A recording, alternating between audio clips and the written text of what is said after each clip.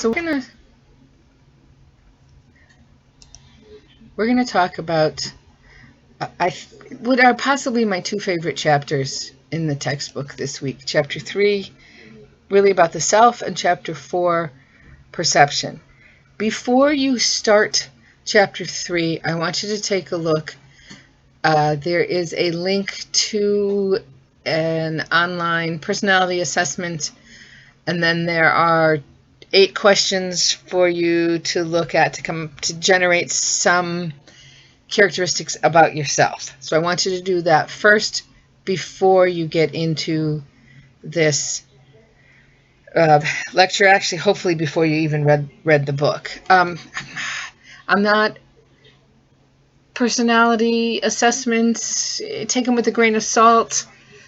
We definitely have we have the capability of skewing them. We can answer them the way we want ourselves to appear, but it's interesting information.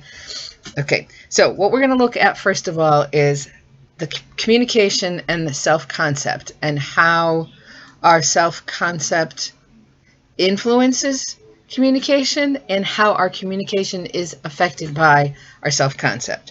So the relatively stable set of perceptions you hold of yourself, that is your self-concept, the list of 16 items that you came up with.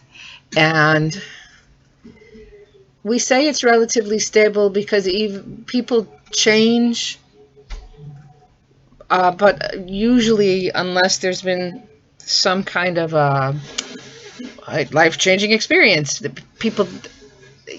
you're probably pretty much the same now as you were when you were 5, and you are when you're 88, you're going to be the same as you are now, pretty much. Okay, so that's self-concept. Self-esteem looks at evaluations of self-worth. So let's say one of the characteristics that you wrote down was that you are a quiet person. Maybe you even wrote that you were an introvert. And how is that regarded in your family? If your family are also introverts, then you're going to have a relatively high self-esteem based on that characteristic. But if you happen to be an introvert in a family of extroverts, you're probably going to have a little bit of a negative self-esteem. So we've got these cycles of esteem, a positive and a negative cycle. So I always think of this, the negative cycle. As a young adult, I felt that I was terrible at interviews, had bad self-esteem, so I would go to an interview thinking, I can't do this. Well, because of all this constant self-talk, oh, you can't do this, oh, you're so bad at this, oh, why do you even bother? I did not do so well in the interviews, and so I would walk out of there saying, see, told ya. That changed at one point where I said, you know what, you people have said good things about some of your skills. I bet you can do this. So I actually, on the way to an interview, I listened to a lot of Tony Robbins tapes, all about, you can do this, you have the power, and I did a great job in the interview. They actually offered me the job, and I didn't want it. But anyways, positive thoughts led to higher self-esteem. So when you think you can, you do. When you think you can't, you don't, and that impacts your communication behavior. It's interesting that scientists have believe that a child's self-concept begins to develop at about 6 months, because that's when they start to understand that, oh, these things, these toes, this is me.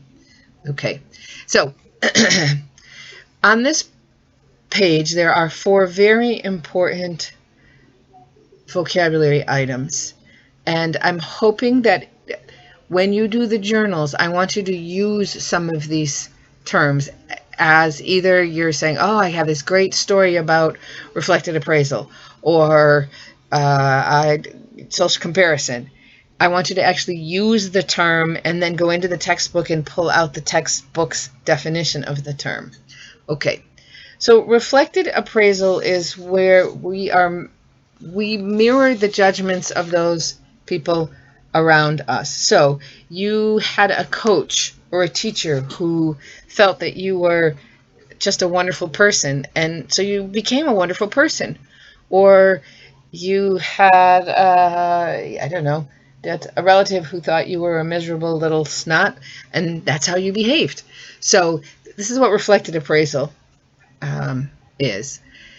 For our purposes, significant others mean anyone who is important to you. I know that in popular press, casually, we say significant other when we're talking about a romantic partner. But for our purposes here, it's who is someone whose evaluation is important to you. A boss, a relative, a friend, teacher. Okay. So social comparison is evaluating ourselves in terms of how we compare to others. And we look at frequently am I better than or worse than this person? Or if you think about middle school, am I like this group or am I not like the group? And the group would be the reference group, the people against whom we evaluate our own characteristics. It's a very interesting story on page 73, the focus on research that says, does Instagram equal Insta-sad? Because they know there's Facebook usage has been linked with lower self-esteem and even depression for some users. And so someone did a study on Instagram, and they found that there was a connection between Instagram use, negative social comparison, and depressive symptoms. But they found that this happened to people who followed more strangers than friends or people they actually knew. And what they say is researchers suggest that we don't feel inferior when comparing ourselves to people we know well because we're not fooled by their glamorous self-portrayals. I don't remember who wrote about it in the first journal that, we put our best self forward when we're on social media, and it's not necessarily true. Okay. So it's rather lengthy, so bear with me. There's a social scientist. She studies positivity, more or less. Her name is Sonia Lubomirsky, and she's out in California, I think. And she has, what was the book? The Myth of Happiness. She talks about social comparisons arise naturally, automatically, and effortlessly. Not surprisingly, studies have shown that comparing ourselves with others, whether it is a child noticing his classmate has a cooler backpack, or an executive finding that she is making a higher salary than her colleague, has a profound effect not only on our evaluations of ourselves, but on our moods and our emotional well-being. So basically what she did was she had students, mostly students, come in, 2 volunteers at a time, and they had hand puppets, Chipmunk and Otter, and they were teaching a lesson on friendship to an imaginary audience of first graders. Okay, so they were practicing, and she told them that they were being videotaped and evaluated. And of course, in all of these psychological experiments, that's not actually the case. So what she said was they were going to, their score was out of 7 points. And so arbitrarily, some people got a 2, meaning they did very poorly, and some people, so what they would do is they would give, in some of these instances, they'd give someone a 2 and someone a 1. And then other instances, they would give someone a 6 and the other person a 7. And what they found was with the people who had, through a questionnaire, had said that they were happy before they did this, if they got a high score, whether it was a 6 or a 7, they felt good. And whether they got a 2 or a 1, they felt bad. Well, that's no big surprise. But people who came in saying they were fairly unhappy, the unhappiest volunteers reported feeling happier and more secure when they had received a poor evaluation if their peer did worse than when they had received an excellent evaluation but heard that their peer did even better. So basically what's happening is these people, they don't care if they're unhappy as long as there's someone who's unhappier than they are. So this is why social comparison can be kind of, It's a tricky thing. Okay. So, characteristics of the self-concept.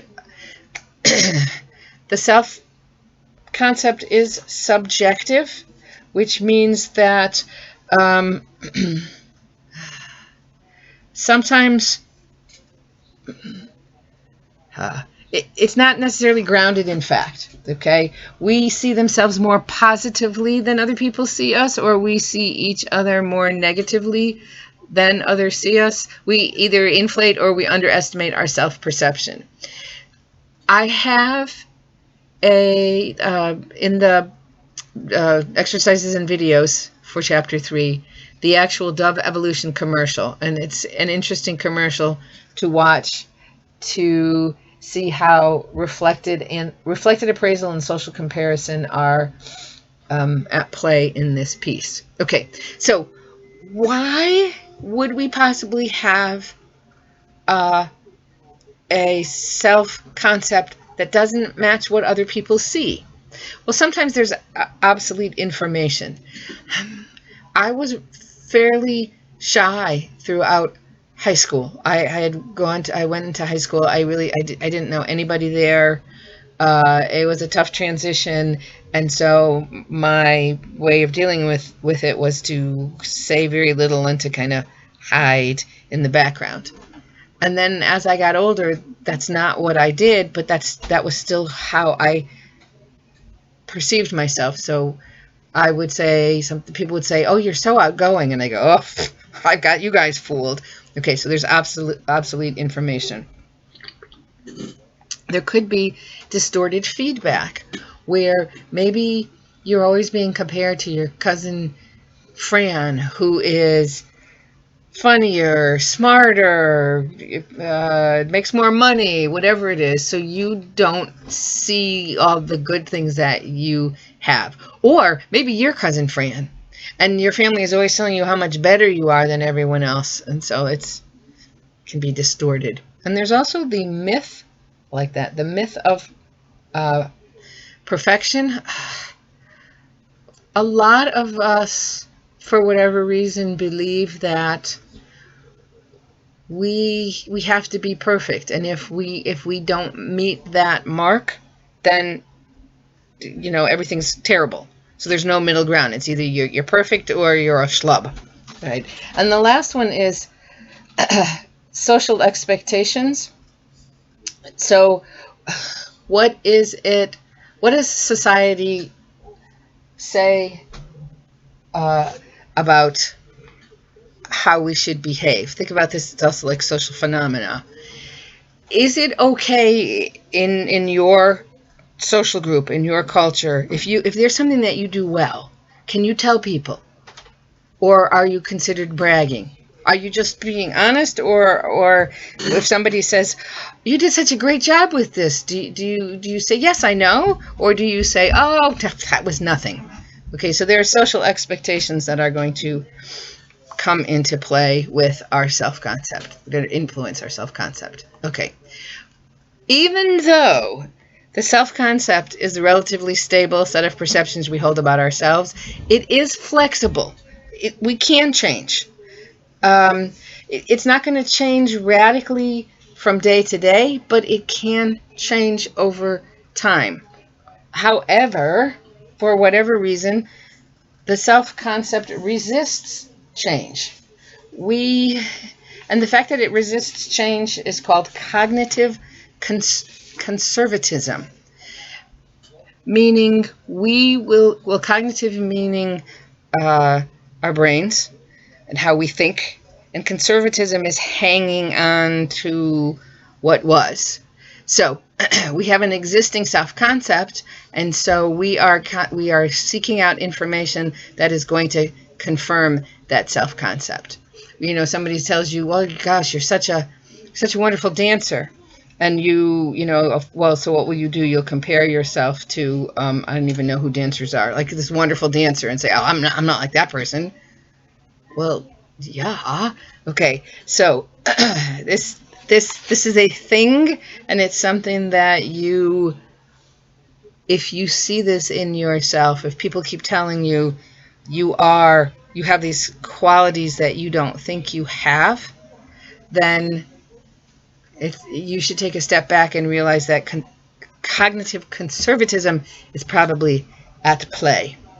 Okay, so there is such a thing as the self-fulfilling prophecy. When something that if you think something is going to happen, you make it happen.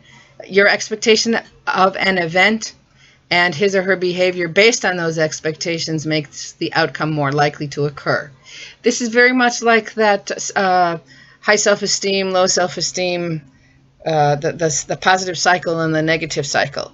Okay, you hold an expectation of yourself. Oh, I have to give a speech. I'm terrible at speeches. So you behave in accordance with that expectation. You don't practice enough. You get up to the front of the room and you say to people, oh, I'm so nervous. I can't stand this. Well, what's going to happen?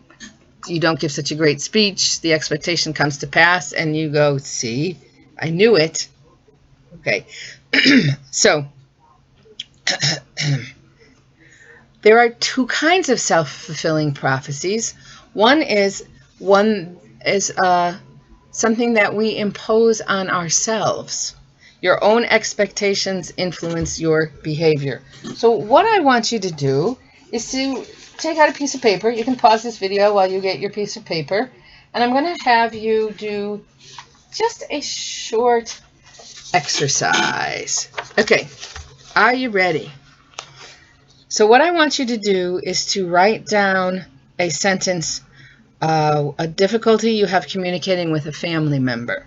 For example, I can't discuss politics with my dad without having an argument because he's so set in his ways. Or, I can't tell my brother how much I love him because I'll feel foolish. So it's going to be, I can't, whatever it is, because the reason. And this is with a family member. Now what I want you to do is, and pause this as necessary to do the writing. I want you to write down a difficulty you have communicating with people at school or at work. I can't say no when my boss asks me to work overtime because he'll fire me. I can't participate in class discussions even when I know the answer or have a question because I just freeze up. Let's do one more. Which do we want to do? We'll do, how about difficulties you have communicating with friends? I can't find the courage to ask my friend to repay the money he owes me because I'm afraid he'll question our friendship. Or, I can't say no when friends ask me to do favors and I'm busy because I'm afraid they'll think I'm not their friend. Okay, so you have 3 sentences all about your can'ts. Now what I want you to do is to take a look at that sentence, the 3 sentences, and you're going to rewrite them. And when you rewrite them, you're going to change the word can't to won't. So it might be something like, I won't tell my brother how much I love him because I'll feel foolish. Okay? If you don't like the word won't, you can say, until now I've chosen not to. So I would say, until now I've chosen not to tell my brother how much I love him because I'll feel foolish. And I won't participate in class discussions because I just freeze. And I won't say no when friends ask me to do favors and I'm busy because I'm afraid they'll think I am not their friend. So rewrite those 3 sentences. And now you're going to rewrite them one more time. And you're going to take out can't, and you're going to put in, I don't know how. Okay? I don't know how to tell my brother how much I love him because I'll feel foolish. I don't know how to participate in class discussions because I just freeze up. And I don't know how to say no to friends when friends ask me for a favor because I'm afraid they'll think I'm not their friend. Okay. So think about this. Of the 3 sentences that you wrote initially, how many of them are truly can'ts? And how many of them are things that you do because you don't know how to change your behavior, or at some level you're choosing not to do that? So the point of this is the word can't is, it's very strong. It's absolute, and we use it sometimes incorrectly. And when we use it, it becomes a barrier to behaviors that we could have. So you have created possibly a self-fulfilling prophecy, and you've imposed it on yourself. So take a look at some of the things that you do and see if you are imposing these self-fulfilling prophecies on yourself. Okay, the other imposed prophecies are when one person's expectations govern another's actions, whether positively or negatively. This is a story that my father, I was raised on this story. This is on page 77. There was a book called Pygmalion in the Classroom. This is from 1968, so quite a while ago. Experimenters told the teacher that 20% of the children in this elementary school were brilliant. They had unusual potential for intellectual growth. And 8 months later, the children actually showed significant gains in IQ than did the other children who were who were not part of these gifted kids. The change in the teacher's behavior, toward these allegedly special children led to changes in their intellectual performance. The teachers gave the smart students more time to answer questions, provided more feedback. The children, and truthfully, these children this was an experiment. They were just chosen at random. Okay, so the teacher imposed this self-fulfilling prophecy on the children. I think you are smart. And these kids, it's amazing. These children did better, not because they were any more intelligent than their classmates, but because the teachers, their significant others, communicated the expectations that they could. Okay, you can't just, that's the last point, the last bullet. You can't just think it. You actually have to show the other person. Okay, so what we've looked at here is what is the self-concept? What does it have to do with self-esteem? How is the self-concept created? And how does the self-concept influence how we communicate? We're going to take a break, or you can go straight through, and then we'll look at the next section, which is going to call, for that one, you're going to want to have your list of 16 items put in order by some important people in your life. That's something that I had asked you to do before this chapter began. And